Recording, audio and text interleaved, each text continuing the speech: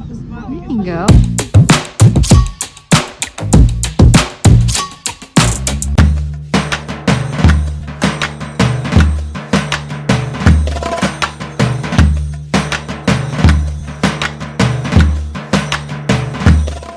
Hello and welcome back to my channel. If you don't know who I am, my name is Katie and welcome to Katie Does Travel.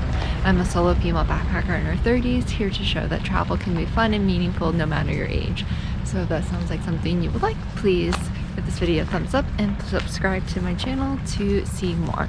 So currently I am on a trip, a little like 3-night or 2-night trip, 3-day trip to the Red Center, and currently we are in Erldunda, Australia, which is kind of near the dead center of Australia. There's a few different areas where it could actually be.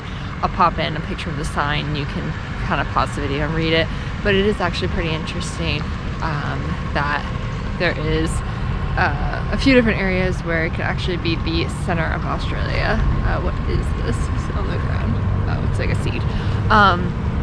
So yeah, but anyway, it's also very interesting to see how far, or train, to see how far I have actually explored this country between this trip and last trip. So anyway, I'm very tired still, and it's very cold here in the desert. It is June, so it is winter, but yeah, so I'm excited to take you along the next few days on this trip. And we left from Alice Springs this morning about 6:20, so it is almost 9 o'clock and we have been driving for a few hours, so the adventure continues and I'll take you along. So yeah, and we'll see how the swag camping goes. There are many tour providers that do tours in the Red Center, but I ended up going with Adventure Tours, A, because they were just great for my budget, and B, I kind of wanted to try swag camping and just really throw myself outside my comfort zone. So like I said, I went with Adventure Tours, and our guide Ty was absolutely incredible. 1000% recommend this tour, and if you get him as your guide, you're really in for something special. I did the 3-day tour from Alice Springs back to Alice Springs, and it brought us to a few various locations within the Red Center.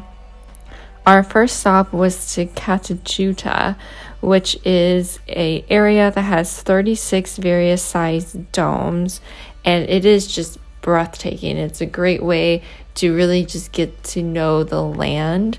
I believe Kata Tjuta is a male sacred site, but women can go there and still walk around because the aboriginals have given permission. But we went on a walk and just learned about the history about this area, and it was just really, really cool, and it was definitely a good start to our trip. Then we went to this sunset viewpoint of Uluru. So Uluru, it may seem like it's just a big rock in the middle of the desert, but it is actually so much more to that. It holds a lot of sacred meaning to the Aboriginal people who were there. What was really cool about the sunset is that it looked like it was bright red, and then once that sun went behind the rock, it just was like someone turned the lights out. So definitely a very cool thing to see. The next morning, we actually went back to Uluru and we did the rim walk, and we did it at sunrise, which was really magical because we got to see the sun come up and really light up the earth, and it was just still a highlight that I will not forget, especially anytime soon. So at Uluru, you can only photograph or video certain areas. So everything I'm showing you are areas that you can do that with. But just know that if you go and visit, there are signs where they ask, due to the sacred meaning behind specific parts of the rock, they ask that you don't take video or photos. But we had some time to do the walk ourselves, and then we met up with Ty, who told us some of the stories from this area with the people who lived here. So we learned a lot about the gods and the spirits and how they basically formed this rock, and that's why it is so special to the people. So again, such a highlight. And when I initially went on this tour, I was like, okay, well, it's just a big rock, but it is really so much more to that. And I was not disappointed, and I really came away with so much more appreciation for the culture here. And I can't even put it into words. It's just absolutely incredible. After going to Uluru and doing the walk, we started heading towards Kings Canyon. We didn't do Kings Canyon this day, but we went to our campsite essentially and slept in our swags, which was actually really cool. It was actually very cold, I will say, in the desert in early June, but it was really cool to be in the swag. And I thought it was going to be really scary, but it was actually really comfortable. Once you kind of got used to feeling like you were in a straitjacket, it was just really cool. And I definitely recommend throwing yourself outside your comfort zone and trying it at least once.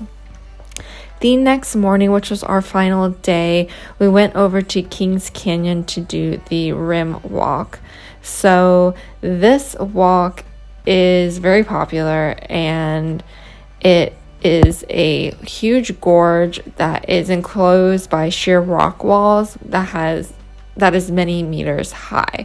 So like the previous day, we did start this at sunrise. We started going straight up, which is called Heart Attack Hill, not to be confused with Heartbreak Hill for the Boston Marathon, but it is just basically straight up. But then after that, it's just kind of rolling up and down. But the views here were absolutely incredible to see, and we could just see the sunrise up over the rocks, and everything was just red and orange, and it was like the land was on fire, and it was just so incredible. I keep saying so cool, so incredible, but really this tour just blew me away. I'm not a big group tour person, but I highly recommend doing this, because while you can do it independently, having our guide Ty, who told us a little bit more about the history of the area, the stories of how this area came to be according to the Aboriginal people, is just really valuable information that you don't get when you do it independently. So for now, I will leave you with a little bit of just background music, and you can just kind of see the sights, and I will check back in shortly.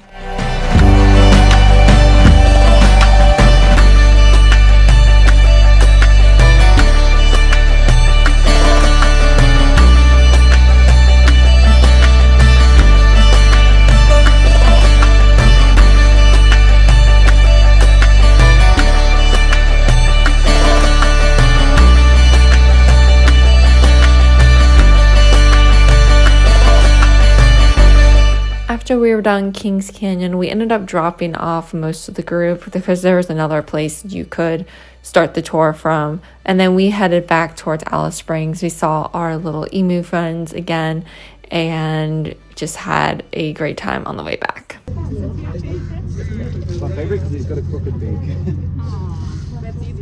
Hi. Hello. There you go. So after feeding our friends, we did head back to Alice Springs, where just stayed one more night at the hostel, watched a movie, and that was it for my tour. It was a really short and sweet tour, but we did pack in a lot in those few days. Okay, so I didn't end the vlog, but that was my time on my tour in Uluru and Kings Canyon. I hope you did enjoy this video. I know I really didn't get on camera too much, but I was just enjoying the tour and the people I was with, and it felt a little weird pulling out the camera and talking to it. So anyway, I do hope you enjoyed this video. If you did, give it a thumbs up and subscribe to my channel for more travel content, including Australia trip. Also, be sure to follow me on social media to follow my travels in real time. And with that, I'm headed off. I'm actually at the airport, headed to my next destination, so I will catch you then. But as always, and until next time, remember to wander far and wander often.